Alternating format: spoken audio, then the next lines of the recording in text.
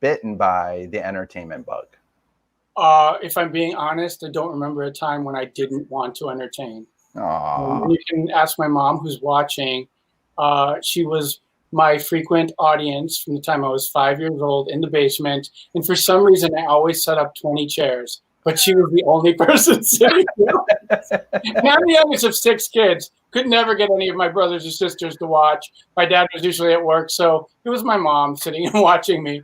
I did the full production of Annie in the basement, playing all parts. Oh, no. God. I love that you put out 20 chairs.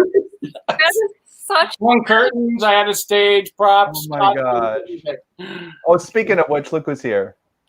Oh, there's Suzanne. Hi, Miggy. Hi, honey. So I love that. What I'm always so interested in where you even got the idea of putting out chairs. Like, where do you remember where you were somewhere that you saw? Did you go to theater or did you? I don't even know. I don't even know. I just thought, like, you know, there could be an audience. I mean, there was a full-on show in my head. Like it was going to be a big show, and I committed. I mean, when I was probably 7 years old, I wrote the whole new nativity for all my cousins who came over for Christmas. I wrote it myself, typed it out on a typewriter. Oh my God! We gave them their parts, rehearsed them, put them in costumes, and made them do the nativity. However, I found out afterwards that my version of the nativity was not really the nativity at all. I made stuff up. They're like, yeah, that never happened.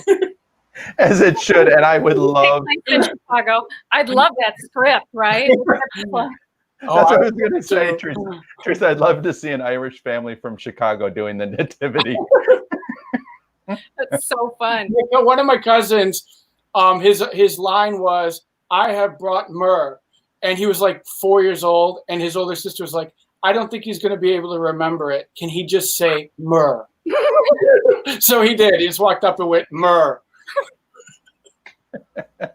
That's horrible. And you remember that? Yeah. That's a Hollywood Players sketch right there. Completely. Yeah. So then, okay, so you're born with this passion, clearly. But did you do theater in high school then? I did. As a matter of fact, I did theater kind of before high school. My brother Timmy was a freshman. I was in 7th grade, I believe.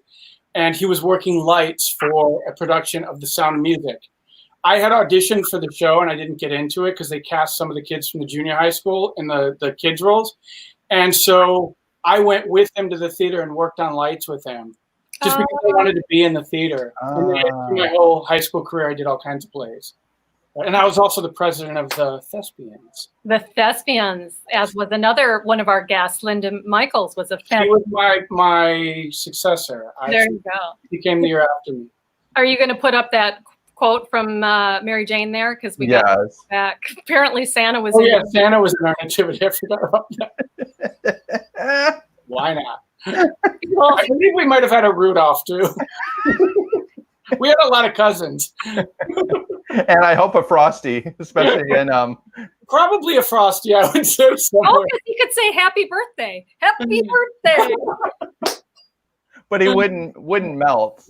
No, that's great. Love it. So then how did you decide, oh my gosh, what was your Uncle Buck experience? Because it's in your bio and it's my family ran the Teamsters Union in Chicago, so I was a driver on the films. I was a cast driver, so I mostly drove the actors around.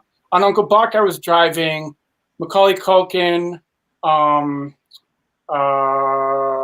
the kids. I was driving the kids, basically. Okay. Why can't I think of her name? The girl from Field of Dreams. She's on Transparent. Yeah, she's on Transparent. Quinn Cummings? No. Anyway, I drove them. And you're talking about. Added this scene. John Hughes just added this scene where while the kids are at school, Uncle Buck is bored and he invites all these people over, like a funeral director, the Culligan man. It's just all people who are working in the neighborhood or people he knows from his blue collar existence. And they ordered Domino's pizza and I'm the pizza man. And when I get there, they decide to invite me in and play Junior Pictionary for money because he promised his sister-in-law I wouldn't play cards in the house in the scene. And then we end up playing musical chairs for money. It was 2 full days of improvising. We shot 17 hours each day. And I was in there with Mike Haggerty from Second City, Mark Beltzman from Second City, John Candy, of course, Ivy Ocean, all these guys who were just master improvisers. And I was like 20. Oh my gosh. I was so young, and I was being directed by John Hughes. I mean, he would just throw lines at me like, say this, say that, say this. Anyway, we shot the whole thing 2 days. They had a release date for the film, and I got a call from John Hughes's office, which was so random and weird, informing me that in the last cut of the film, they had to cut the scene. Because the film was running too long. So that was the thing they had to cut out. The studio said, it doesn't add to the story. We have to get rid of it. So cut to the next movie I worked on after that was Home Alone as a driver, a Teamster. And getting the role was a whole other story, too, because they had added the Domino's Pizza Man. And I went to the associate producer, Ramey Ward, and I said, I want to be the Domino's Pizza Man. So she said, oh, they're going to use Frankie. They're going to use John Kennedy's driver. You know, John Kennedy. I remember him. I've heard of him. They're going to use his driver. And Ramey said, but she had to do the approval with Domino's. So they said they wanted a description of him, and she described him horribly.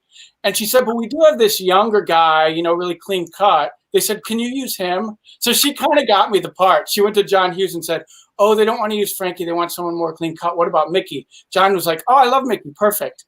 So driving, like I was there every day as a driver. So that's how I got it ultimately. But then when I came in for Home Alone, I walked up. He was standing talking to a group of Teamsters, and I walked up kind of behind him. And he turned around, and I was like, I don't even know if he remembers who I am or anything. You know, I'd only worked on one movie with him. And he turns around and he goes, oh my God, Mickey, I'm so sorry we had to cut your scene. First thing out of his mouth. He goes, it was a Friday. He goes, I'll have a copy of it for you on Monday. I came in on Monday morning, and it was on the Teamster Transportation Captain's. Oh my gosh. So I have the scene. It's a VHS old. It's actually on my IMDb page, I believe. Or no, it's on my Facebook fan page. If you scroll through there, it's on there. And it's kind of long. He gave me he said, this isn't the last cut we did, but I wanted you to have more of the scene. So it's not completely cut down to what we were going to put in the movie, but it's a lot of footage of me with all these guys improvising. It was my gosh experience. That's amazing. And what a nice.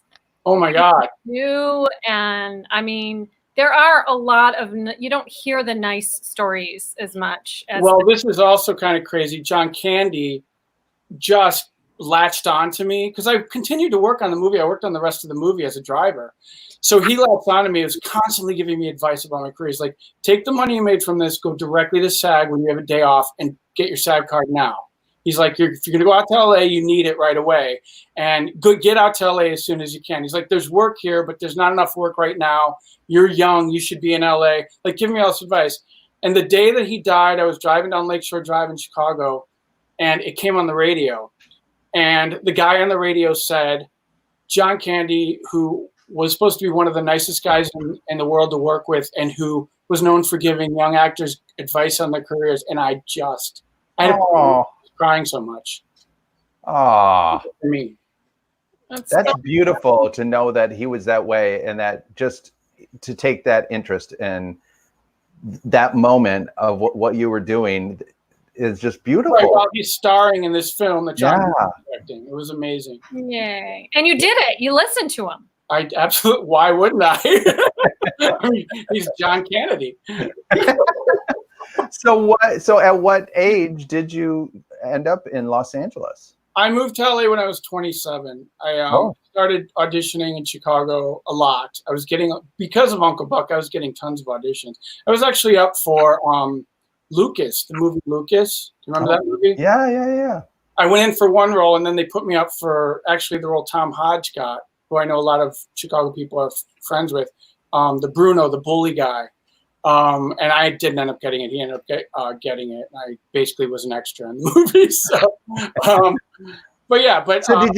So did you get your SAG card at that moment? Did you end up getting his advice to do it? Okay. I got my SAG card. I got an agent right away. I started auditioning like crazy. And then I got braces on because my teeth were really messed up. So I wasn't really getting auditions because of my braces. So I started auditioning for musical theater in Chicago, which I was getting cast in. Yeah, that's right. Yeah. So you did, that was Pheasant Run stuff, right? Yeah, I did 4 shows at Pheasant Run.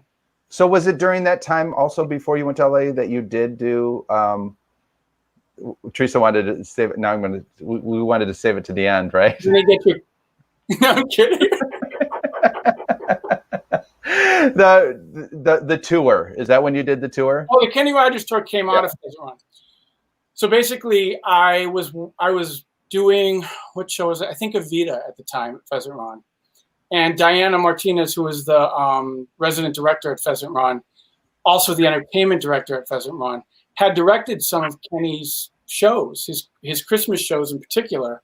And they were casting for, he was going to do a full choir of backup singers for the first time ever on tour.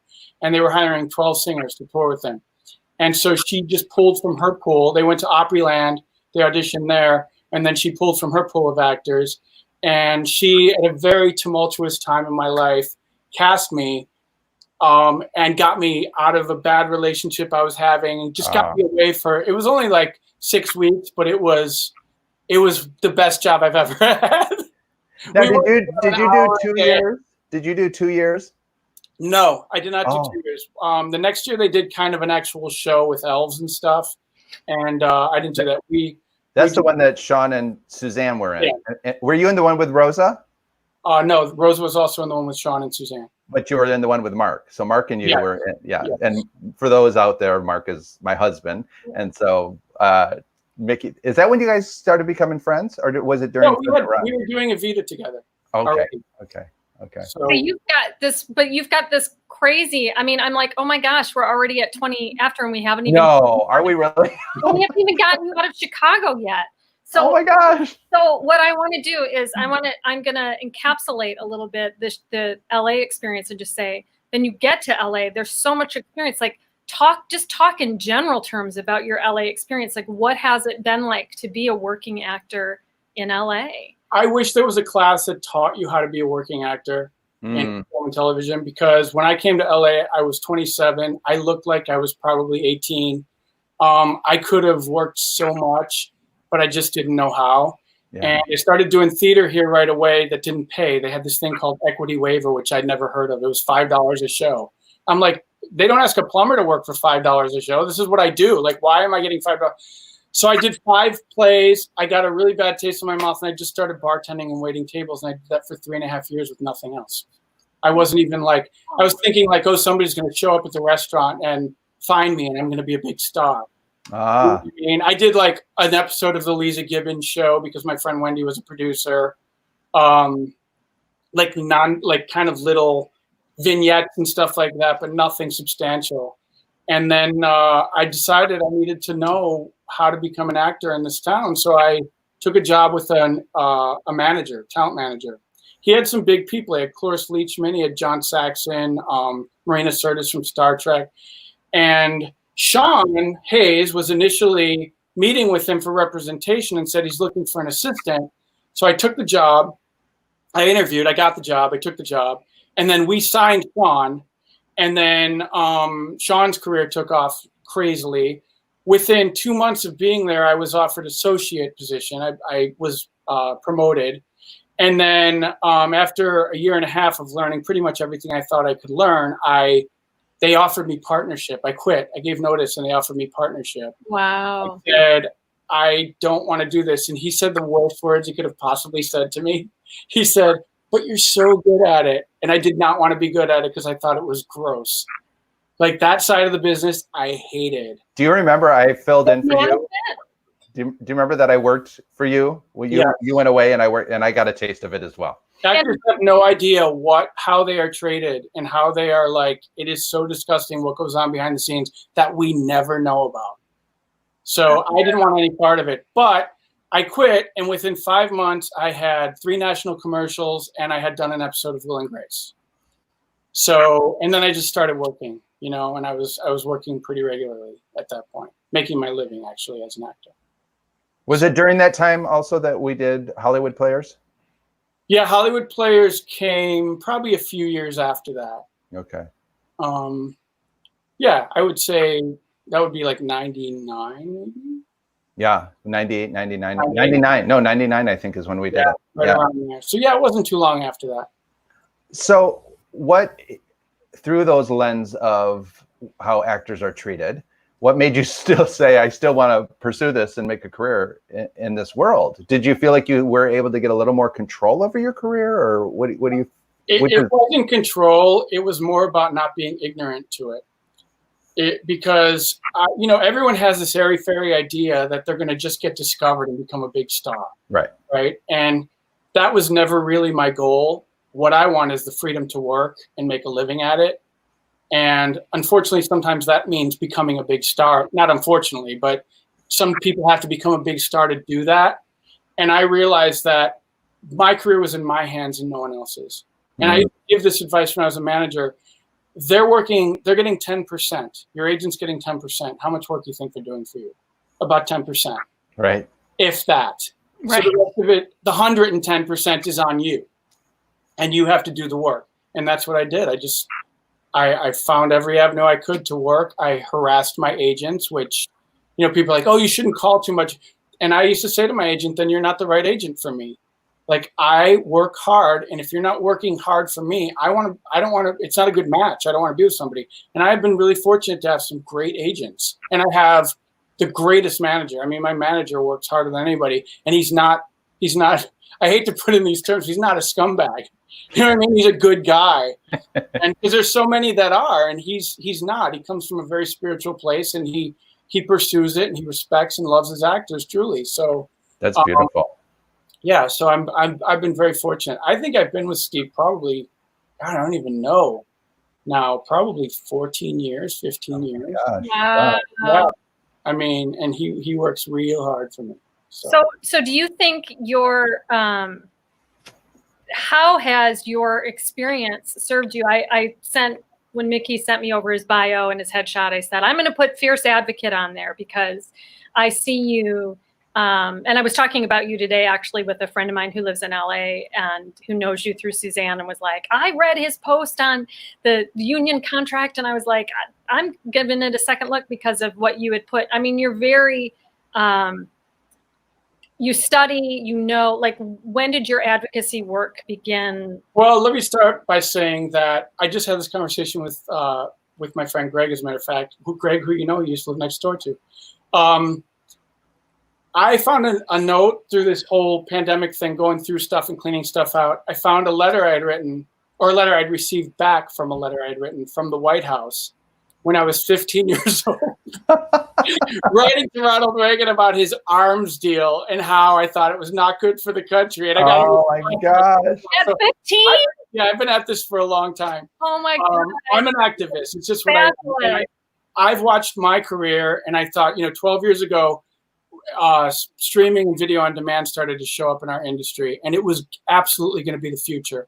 And so I was watching our leaders fight for a platform that would work, because my husband Gavin worked at a studio. I don't know if I can say what studio, but there was a guy there whose job was to find a way to get rid of residuals altogether across the board for directors, writers, and actors. That was his only job. He was an executive. And SVOD, our union kind of did it for him. They accepted a platform which was supposed to be a sunset clause that we would revisit in 2 years and then come up with a platform that worked for everybody. We've never revisited it. They've only asked for increases.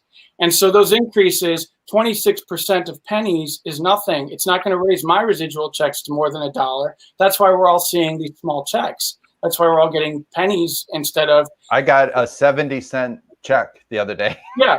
You used to get, you'd be on a TV show. If it was successful, it would rerun 3 times. You get repaid what you were paid for your initial day. Now, it doesn't ever rerun on TV. It goes right to SVOD, and we get nothing. We get this deal. On top of that, the percentages, so they do a show, right? That 26%. And streaming video on demand for people who don't know. Streaming video on demand. Yeah. So that 26% they're talking about, that increase, is going to the person who's making the most on the show. They're getting 26% increase in what they're being paid, whatever they're being paid. And it goes down from there. So if I'm a co-star on an SVOD show, and like that's made for streaming or video on demand, I'm going to get paid, like $300 for the day if I negotiate that, because now with these new minimums, there are no minimums on 20 minutes or less programming. So I would have to negotiate my own deal, which why have a union? Where's collective bargaining? Yeah. I have no power going in. I don't have a name. I can only ask for so much, and they're going to say yes or no and hire somebody else, right? But this is the contract they want us to sign right now. And 26% increase on what I'm getting right now is going to take my 32-cent checks to 40 cents. So it's just not good for us. And they're trying to scare actors into voting for it. We should be more scared of voting yes for it. We should be, because we're going to get screwed for another 3 years. They need to. Have you ever thought about running for any of the board? I tried to run once, and they eliminated me from being able to run, saying that 7 years prior or something, I paid my dues late. They didn't want me there because I was a loudmouth. Wow. I'm still a loudmouth. Ed Asner's a loudmouth, and he was the president. Yeah. Ed Asner's a hero. Who fought for actors. I know. Actors are producers. So they're like, oh, it's easier for me to not to just go along and vote yes because I'm getting paid more if I'm not paying the actors. Yeah. You know what I mean? So there's a lot. And I'm talking to two producers. So it's two actor producers, I should say. So it's not like, but I'm just saying, like, it's so funny because we are actors and writers. So we write all this and then we hand ourselves the scripts we've written. And I'm like, we can't produce this. How are we going to afford this? We can't afford the actors for this. You know how much is in this script? What the hell were we thinking? You can now. Well, it was interesting because when we did our kids show, we became union. Our head puppeteer was union. So everybody else to bring her on, we made it an AFTRA set. And when we went, it was all local broadcast, but we still had to pay residuals to the actors, and we could have produced 2 shows on what we paid out on residuals. And the actors were actually like, you know what, we'd rather do 2 shows. And we said, we can't. Union rules. We have to pay you. Yeah. And they were happy because some people were able to pay off debt and pay for weddings and stuff like that. And this is exactly my point. The contracts they're accepting are good for producers. They're not good for actors. Yeah, so, ours was good for the actors back then. That was a good. Right. I mean, now it's like you're not getting a piece, and all we want is a fair share. All I'm asking is revisit the platform.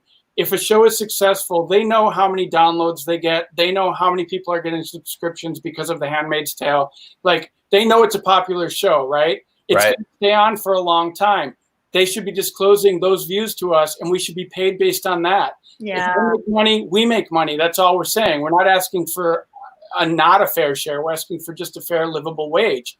I mean, we used to be residuals were put in place so that all the auditions we go on that we don't get paid for, that covers it.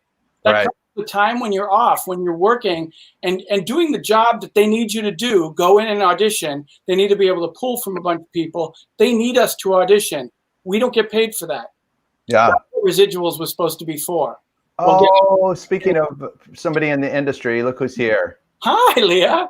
Well, I want to know. Hi, Leah. So I want to know, Mickey, is there any work to be had right now? Like, what are you auditioning? Is there any, like, what do you think? So this is my biggest argument, because this is another thing that the leadership is currently using against us to scare us. It's a pandemic and yada, yada. It's like, no one's going back to work anytime soon. Now is the time to fight more than ever. We're not going to lose anything by fighting now. Nothing. Vote it down. Go back to the table. Listen. They're not listening to us. That's a problem. So many people are saying we can't make a living. The residuals platform doesn't work. Just fight for a better residuals platform. That's what we're asking. And they're just not listening. They're like, no, vote for it. Vote for it. We can't go back to the table. And I'm like, and so on Teresa's question, you know, are there any auditionings happening? What does it look like right now? There are, and interestingly enough, you know, another thing I do for SAG is I go through the breakdowns, the commercial breakdowns, and I report all the non-union castings. And then what SAG does is they're supposed to go and contact those producers and casting directors, get as much information and try to convert them to a union job. And they've had some success. But as I've been doing it over the last probably 6 months, the non-union commercial castings are just completely overwhelming the union castings, because actors are willing to do it. Because Patrick, you know, you were one of those people during the commercial strike. I know, that's how I got my SAG card. For those of you who don't know, they offered Patrick 3 commercials, $20,000 each, $60,000 he would have made as a non-union actor during the strike, and he turned it down to get into SAG. He turned it down. You cannot make $60,000 off of a commercial anymore. But in a non-union because they wanted me to shave my head. That's the truth. That's the real reason. No, no, it's because you were that talented. They were like, "Gotta get this guy." What? They wanted you. I mean, think about that. They did. That was a really hard moment, because my manager was waiting in the office to sign the papers, and SAG had me come to the headquarters, and they called the producer office and said, "You're waiting for Patrick Ziegler. He's not coming in, and you guys are, doing this." And that's how I got my SAG card, which is awesome. Crazy. And then they used me as poster boy all over, but they still made me pay my dues to get in. Yeah, but now I'm seeing, like, non-union castings. It's a $20,000 buyout. You can't make $20,000 on a commercial anymore. Wow. So why do you think actors are going FICOR? They're like, hey, I can do this. I can do it 20,000. The only problem that actors don't realize is if you do that, you have a conflict in perpetuity. So that means if you do a car commercial for that $20,000 buyout, you can never for the rest of your life do another car commercial again unless that car company hires you. You won't be able to do any for the rest of your life. That's in perpetuity. So we need to post this on some young actor wanting to understand the business. Seriously. I know. I thought about that. I actually thought we should have like a conversation with Mickey, like a longer. What is your husband saying? My husband asked a very important question. How do you make yourself look so small next to the tree when you were a leopard? It was hours and hours of kneeling in the heat. So not CGI? You didn't see We did it in the front yard, and cars kept going by, gardeners. At one point, somebody stopped in front of our house and was playing their music in their car. I'm just kneeling next to the tree. And Gavin was a trooper because he was filming all of it. So he was like, but we did it somehow. Look at what else.